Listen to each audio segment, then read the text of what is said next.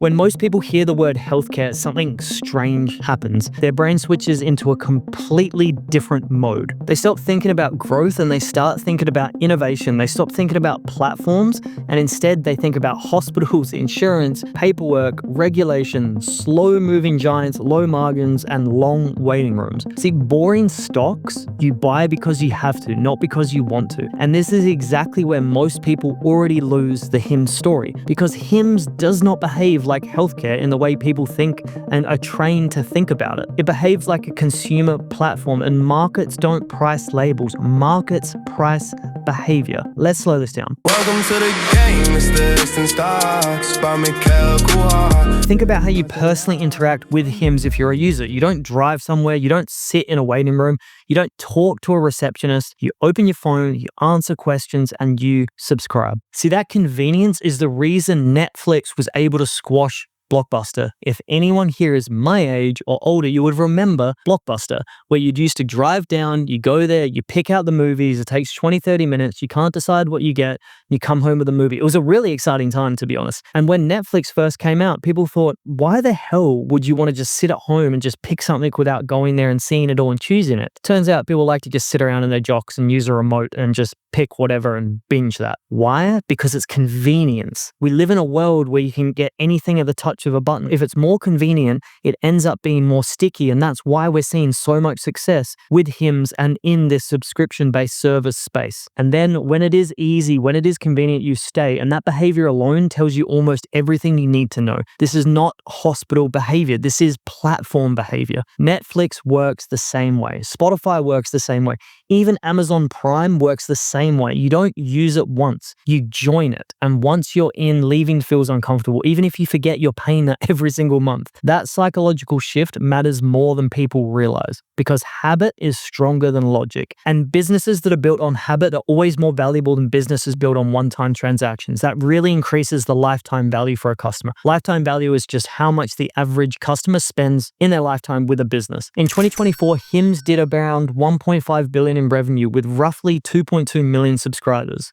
That is not startup scale anymore. This is not experimental scale. This is what we call in the business space a proof of concept. Very far beyond that. Usually when businesses come to market, they have products or an idea or a brand and they're trying to find a product market fit. One of the things they do as fast as humanly possible is try to get what's known as a proof of concept, which is proving that there's a want, a need, a desire in the market. This is universal with business. You may have heard the terminology before, MVP. It's minimal viable product. What can you do with the least amount of investment to get it to market to see if it works? Now, there's a huge amount that's done on the front end of this with market research and finding out what they think is going to work. Now it's been proven. It has a massive proof of concept. This is beyond startup phase. This is now HIMS moving into a scaling phase. And this is not experimental scale. This is proven. That is a real consumer adoption at a national level and internationally. And more importantly, it's recurring. Every month, millions of people actively choose to keep paying, not because they are forced to, but because they want to. That choice reduces uncertainty in the business and the numbers. And uncertainty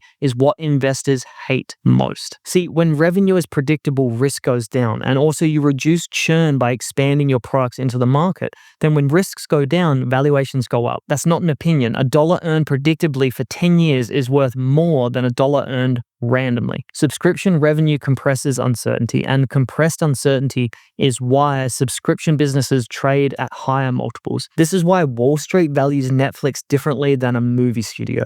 This is why Spotify trades differently than a record label. And this is why things like Amazon Prime just changed Amazon forever. It turned customers into members, and that's a very important distinction. And members behave very differently than customers. Now, here's the part most people underestimate. Platforms don't just grow by adding more users. They grow by deepening relationships. A traditional healthcare company sees you once and hopes you don't come back. That's literally how their economics work. A platform wants you to stay forever. That's the difference here. HIMS might start with hair, skin, weight loss, but that's just the door. Once that relationship exists, the surface area for monetization expands. Mental health, weight management, diagnostics, hormonal health, preventive care, all of this stuff, new services that don't even exist yet that will come out. And once someone has trust in this, it just expands. Every additional service increases lifetime value without increasing customer acquisition cost. That's the dream, to increase revenue without spending more on the front end. And that's what makes platforms dangerous in a good way. Most investors still look at HIMS and say, okay, but it's just telehealth. That's the same mistake people made when looking at Netflix. And they just said it's just DVDs. If anyone remembers, they used to post DVDs to you. Or with Amazon, they said it's just books. See, categories become comfortable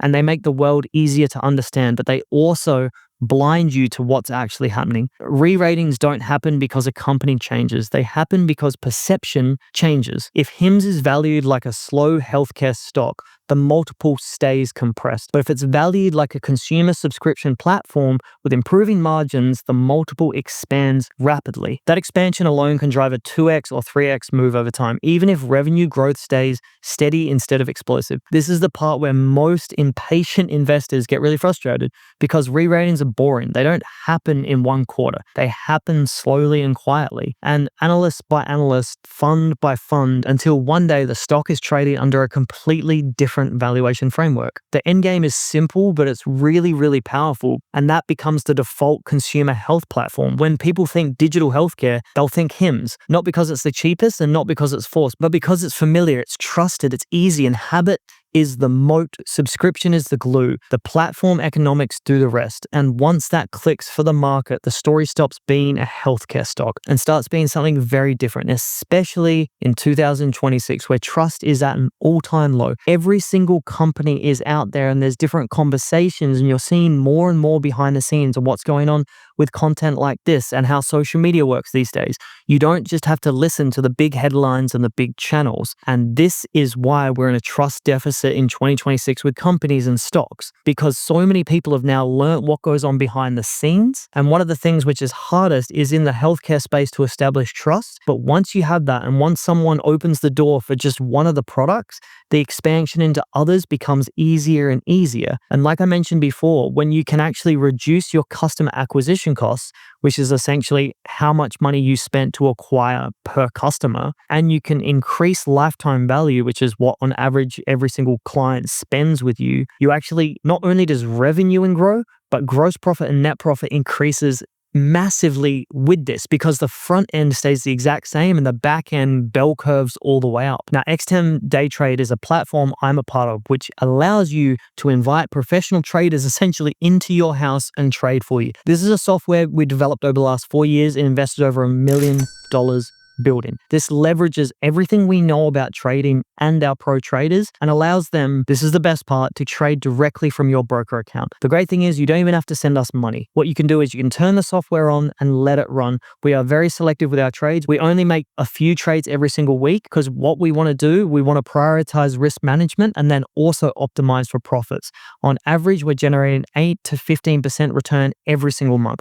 You can see some of the results here from our members. We even have members asking how can their friends and family get involved, and if they can even add multiple six figures to their funds and start to compound them. We can see some of the results. These are some of the results here from just a week of trading with the software. Now, if you want to find out more about this, you can click the link below. You can book a call with me, and what I'm going to do is I'll just walk you through the entire process. We'll find out what your goals are, what you're looking to achieve, in what time frame, and I'll walk you through exactly what that looks like for you. You do need at least $10,000 to allocate to the software to trade. And if you have $10,000 to allocate and you're wondering how can I compound 8 to 15% every single month while turning on a software and living your life, because freedom is one of my highest values. I'm building this with the team because I feel like more people make trades in their life for things that don't truly excite them. They trade their life for a monetary number or to build a business, and the thing they truly want from it is freedom. Now, you can't have freedom without time and money. You can't just have time because you won't have the money to have freedom. And if you just have money, you won't have the time to be free. You need both of these things. This is what we've solved in the market. So if you want to book a call, find out how it all works and see if it's a good fit for you, click the link below and I'll walk you through that. And if you want to find out to position yourself in investing in HIMS on when I think and how I think they're going to get to over $6 billion in revenue, click the video over here and I'll see you there.